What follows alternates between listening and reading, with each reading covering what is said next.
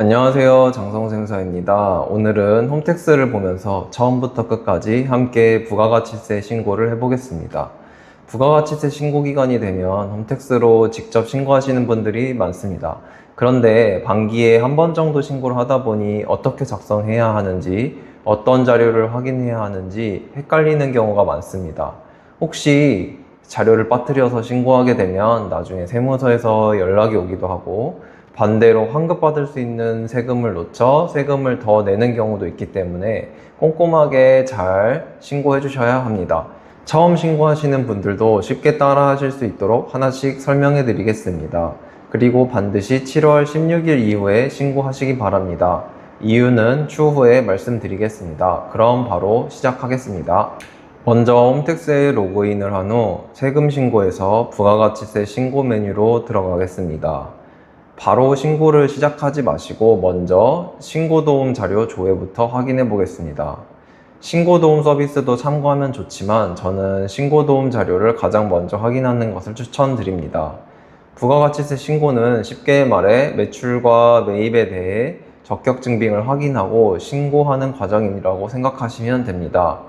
그래서 가장 먼저 세금계산서, 계산서, 사업용 신용카드, 현금 영수증 이 네 가지를 확인하시면 됩니다. 신고도움 자료를 열어보시면 신고 기간 동안 국세청에 집계된 자료가 한눈에 정리되어 있습니다. 내가 발급한 세금계산서는 얼마인지, 받은 세금계산서는 얼마인지, 사업용 신용카드와 현금 영수증은 얼마인지 먼저 확인해 보세요. 또한 판매대행 매출이 있는 사업자라면 판매대행 매출 자료도 함께 확인해 주시는 것이 좋습니다. 신고서를 작성할 때는 신고도움 자료에 조회되는 금액과 실제 정산받은 매출액을 비교하여 정확한 금액을 반영해 주시면 됩니다. 이 자료를 기준으로 매출과 매입을 입력하면서 신고를 진행하면 되기 때문에 신고가 훨씬 수월해집니다. 다만 종이세금계산서나 현금 매출처럼 홈택스에 자동으로 조회되지 않는 자료가 있다면 직접 추가로 입력해 주셔야 합니다. 대부분의 사업자는 신고를 시작하기 전에 신고도움 자료만 먼저 확인해도 필요한 자료를 거의 다 확인할 수 있으니 이 단계는 꼭 거치고 신고를 진행하시길 추천드립니다. 확인이 끝났다면 이제 본격적으로 신고를 시작해 보겠습니다.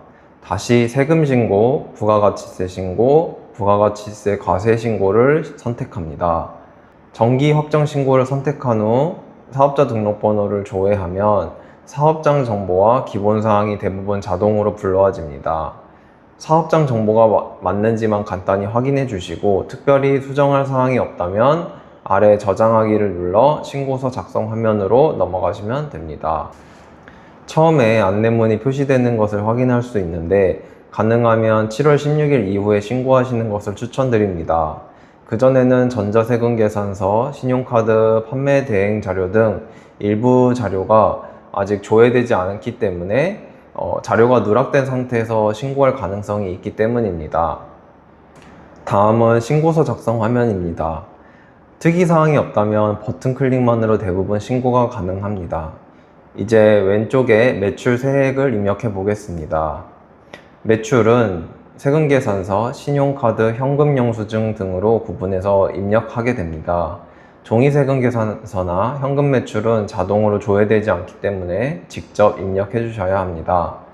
신용카드나 판매대행 매출 또는 현금 영수증 매출이 있는 사업자분들도 해당 금액이 빠짐없이 반영이 되었는지 꼭 확인을 해주세요. 매출 입력이 끝나면 과세표준 명세를 작성하게 됩니다.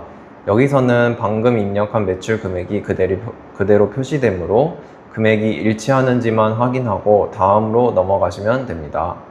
다음은 오른쪽 매입세액입니다. 매입 역시 전자세금계산서는 입력 및 수정에서 불러오기를 통해 자동으로 조회할 수 있습니다. 종이세금계산서를 받은 경우에는 자동으로 조회되지 않기 때문에 직접 입력해 주시면 됩니다. 그리고 사업용 신용카드 사용 내역도 반드시 확인을 해주세요. 사업용 신용카드를 등록해 두셨다면 홈택스에서 자동으로 조회가 되고 조회 결과 자동 채움으로 선택하시면 대부분의 내용이 입력이 됩니다. 다만 사업용 신용카드의 경우에는 홈택스에서 분류한 공제 여부와 실제 공제 대상이 다를 수 있습니다. 따라서 조회된 내역을 확인해 보시고 공제 대상인데 불공제로 분류되어 있다면 수정하기를 눌러 공제로 변경해 주시면 됩니다. 반대로 사업과 관련 없는 개인적인 지출은 매입세액 공제를 받을 수 없으므로 공제가 잘못 반영되어 있는 내역도 없는지 함께 확인해 주시면 됩니다. 마지막으로 사업용 현금 영수증도 함께 조회하셔서 누락된 내역이 없이 반영을 해주시면 됩니다. 다음은 왼쪽 하단의 공제감면 가산세액입니다. 소비자 대상 업종처럼 카드 매출이나 현금 영수증 발행이 많은 사업자는 신용카드 매출 전표 발행세액 공제도 함께 확인해 보시기 바랍니다. 또한 직전 연도 공급가액이 3억 원 미만이거나 신규 개인 사업자의 경우에는 전자세금 계산서 발급 건수에 따라서 세액 공제도 받을 수 있으니 해당 내용도 확인해 보시면 좋습니다. 전자신고 세액 공제도 반영이 되었는지 같이 확인해 주시면 됩니다. 아래에 예정 고지세액, 즉 4월에 미리 납부한 세금이 있다면 기납부세액이 정상적으로 반영이 되었는지 반드시 확인해야 합니다.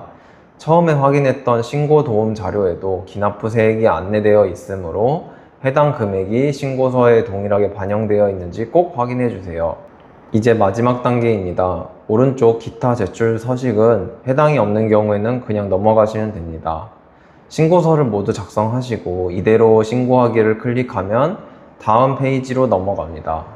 환급 대상이라면 환급받을 계좌도 함께 입력을 해주시고 모든 내용을 확인하셨다면 마지막으로 신고서 제출하기를 클릭하면 부가가치세 신고가 모두 완료가 됩니다. 오늘은 홈택스를 이용해서 2026년 1기 부가가치세 신고를 직접 하는 방법을 알아봤습니다. 특이사항이 없는 신고가 단순한 사업자라면 오늘 영상만 보셔도 직접 신고하시는 데 도움이 되실 겁니다.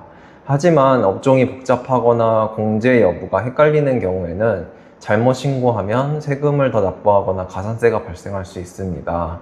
그런 경우에는 세무 전문가의 도움을 받아서 정확하게 신고하시는 것을 추천드립니다. 영상이 도움이 되셨다면 좋아요와 구독 부탁드리고 궁금한 점은 댓글로 남겨주시면 다음 영상에서 자세히 설명드리겠습니다. 감사합니다.